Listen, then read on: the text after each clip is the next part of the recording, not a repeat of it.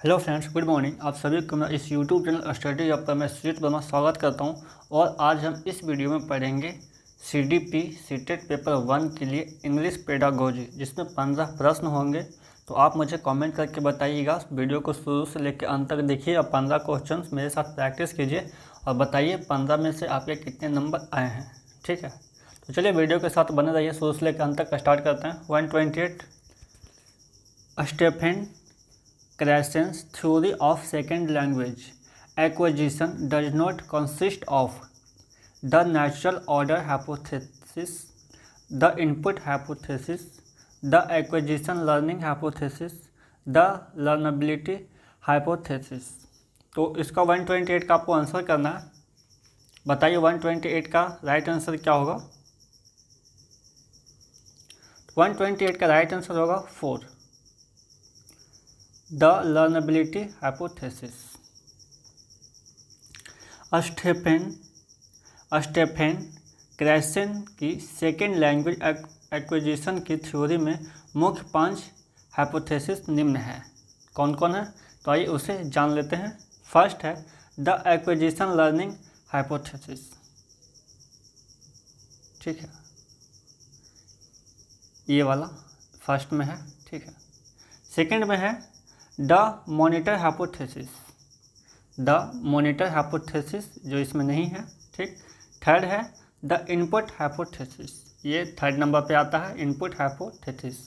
ये first number पे, ये थर्ड नंबर पे, सेकंड वाला इसमें नहीं है। ठीक, नेक्स्ट है द नेचुरल ऑर्डर हाइपोथेसिस, जो ये 4 नंबर पे है। ठीक है, द नेचुरल ऑर्डर हाइपोथेसिस। और लास्ट है 5 द अफेक्टिव फिल्टर हाइपोथेसिस। ठीक है, तो ये 5 प्रकार के थे। तो इसमें पूछ रहा था कि Stephen Krashen's theory of second language acquisition does not consist, means इसमें से कौन सा डज नॉट कंसिस्ट करता है। तो आपने तो देखा द नेचुरल ऑर्डर हाइपोथेसिस है।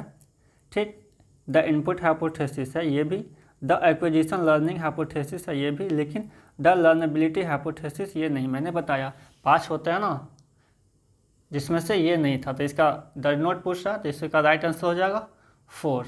ठीक है, ये वाला आंसर हो गया 128 का 4। और 5 कौन कौन से हैं मैंने बता भी दिया है, आप चाहे तो उसे लिख भी सकते हैं। तो चलिए नेक्स्ट प्रश्न की ओर आते हैं। नेक्स्ट क्वेश्चन से, और the use of dictionary does not help learners to find out how to say a word, be proficient in oral communication, find the meaning of words, check the part of speech of a word.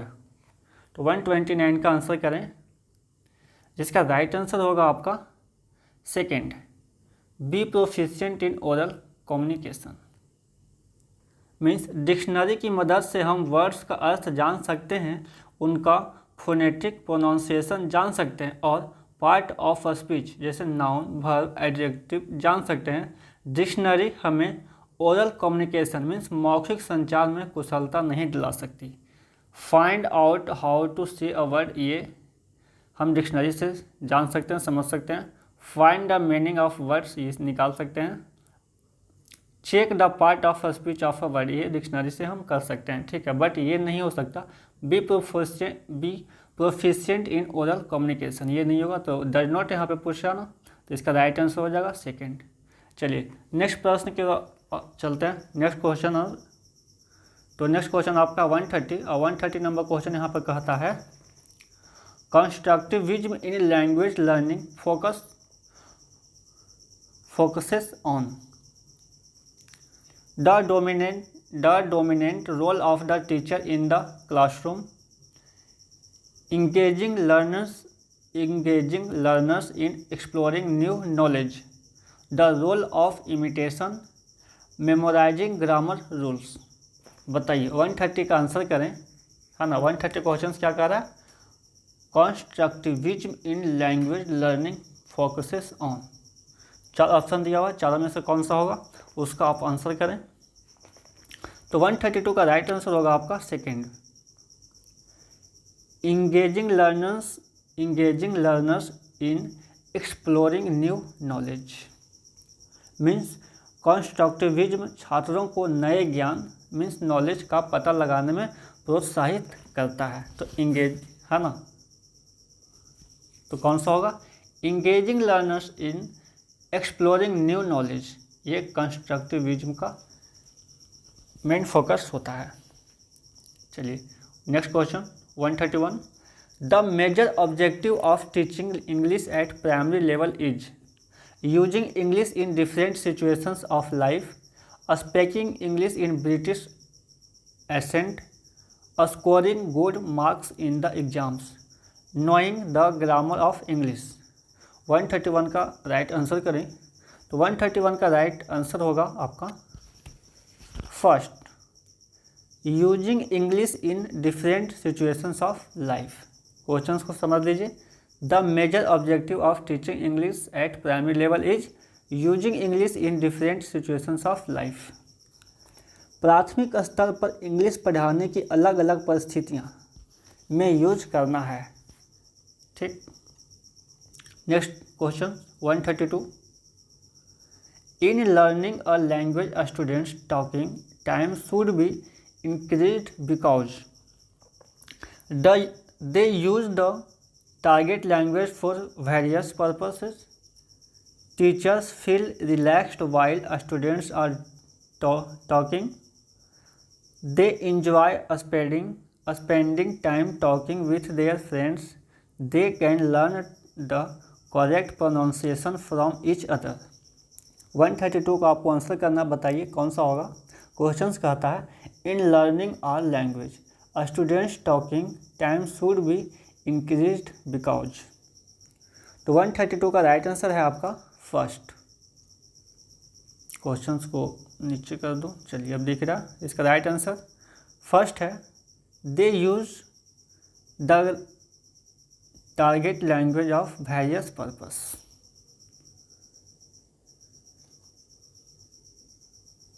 Next question 133, a teacher of class 5 is planning to teach grammar, which one of the following might be a good strategy for teaching grammar. 4 option दिए हुए हैं, कौन सा option होगा? Giving the practice of grammar in context as a strategy, asking students to carefully note down the rules from the blackboard, giving clear explanations of the rules with examples, asking students to do drill work only to learn rules। 133 का answer करें। 133 का right answer है third. इसका right answer है third, तीसरा। Giving clear explanations of the rules with examples।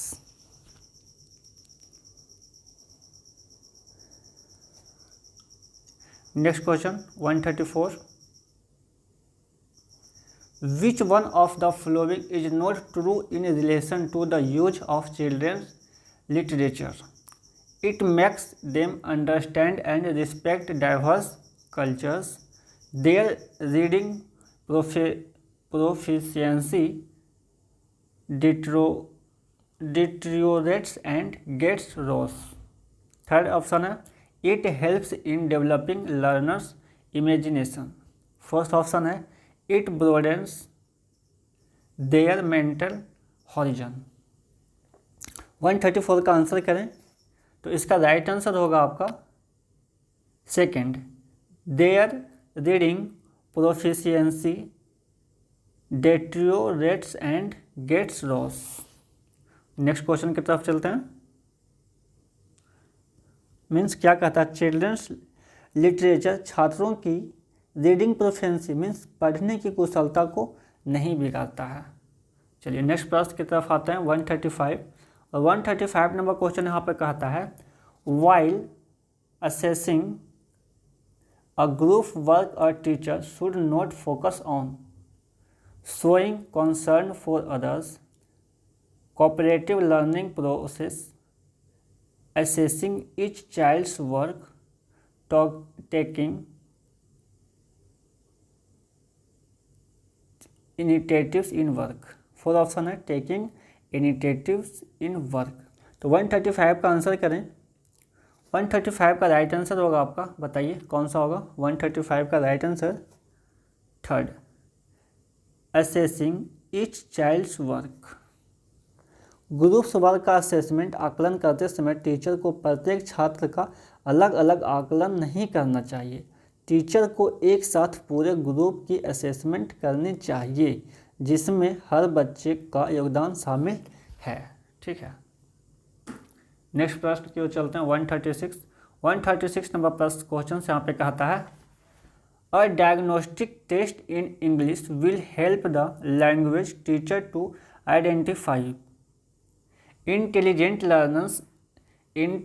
learners in her class, slow learners in her class, learning difficulties the learner faces in English। Last option है the topic which the learner has not learnt by heart। तो 136 का answer करें तो इसका right answer है आपका third, learning difficulties the learner faces in English. English भाषा का डायग्नोस्टिक टेस्ट टीचर को छात्रों के इंग्लिश सीखने में आने वाली लर्निंग डिफ़िकल्टीज को पहचानने में मदद करता है। Next question 137, while teaching English a teacher is not able to draw attention of some students sitting at the back, she should engage them by asking questions and evaluating her teaching method। Stop explaining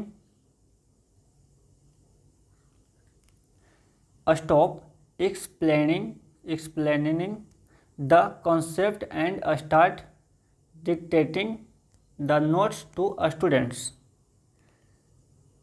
Scold them for not paying attention, ignore them and carry on. तो 137 का आप answer करें।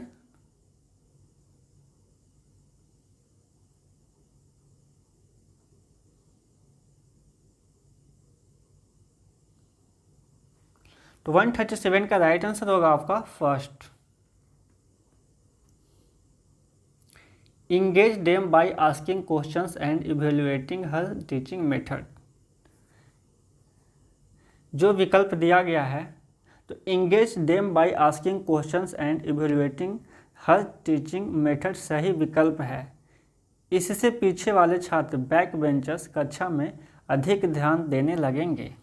ठीक, next question 138, when a child learners a language naturally without much practice it is called language generalisation, language adaptation, language learning, language acquisition.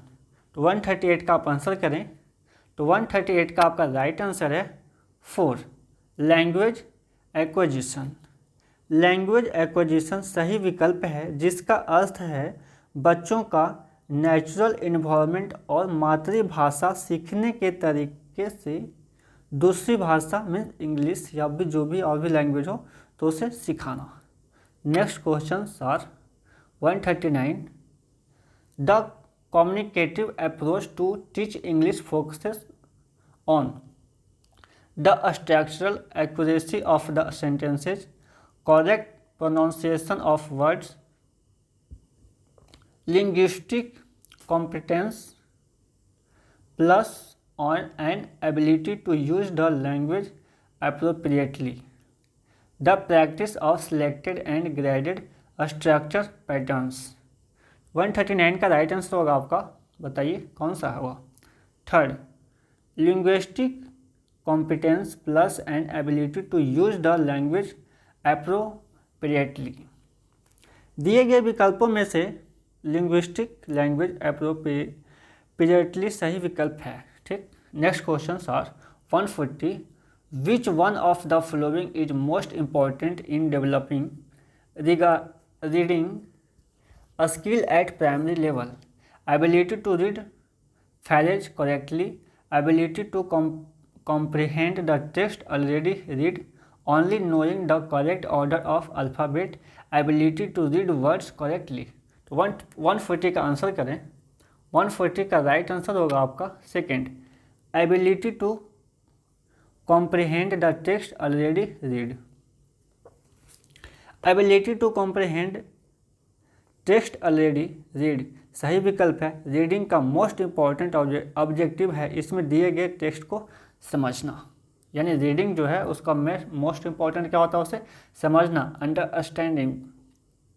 Next question are 141 while reading a learner needs to guess the contextual meaning of new words to understand the text, translate the written symbols into corresponding sounds to grasp their meaning, perceive and decode letters in order to read words, understand every word to grasp the meaning of the text। तो 141 का right answer करें तो 141 का right answer होगा आपका, बताइए, first, guess the contextual meaning of new words to understand the text. Reading करते समय छात्र को नए शब्दों का अर्थ कॉन्टेक्स्ट में गेस मीन्स अनुमान लगाकर टेक्स्ट को समझना चाहिए। Next question 142 diphthongs are consonant sounds, double consonant sounds, vowel sounds, double vowel sounds. 142 का आप आंसर करें, क्या होगा? इसका राइट आंसर है 4। Diphthongs are double vowel sounds. Double vowel sounds को डिप्थॉन्ग्स बोलते हैं, ठीक है। डिप्थॉन्ग्स दो वॉवेल साउंड या दो वॉवेल लेटर्स का कॉम्बिनेशन होता है, तो डिप्थॉन्ग्स आर डबल वॉवेल साउंड्स। इससे याद रखेंगे, हमेशा ये आते रहता है, ठीक है। तो आज का प्रश्न में 15 प्रश्न क्वेश्चन हो गए हैं। तो आप बताइए 15 में से आपके कितने नंबर आए हैं, कमेंट करके मुझे ज़रूर बताइएगा, ठीक है।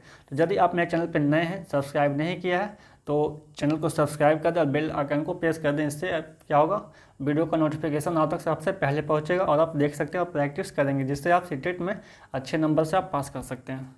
तो चलिए, इसी तरह से हमारे चैनल पर बने रहने के लिए धन्यवाद और हमारे चैनल से जुड़े रहिए। आपको इस तरह का वीडियो आपके पास आते रहेंगे। तो आप सभी लोगों का मेरा धन्यवाद।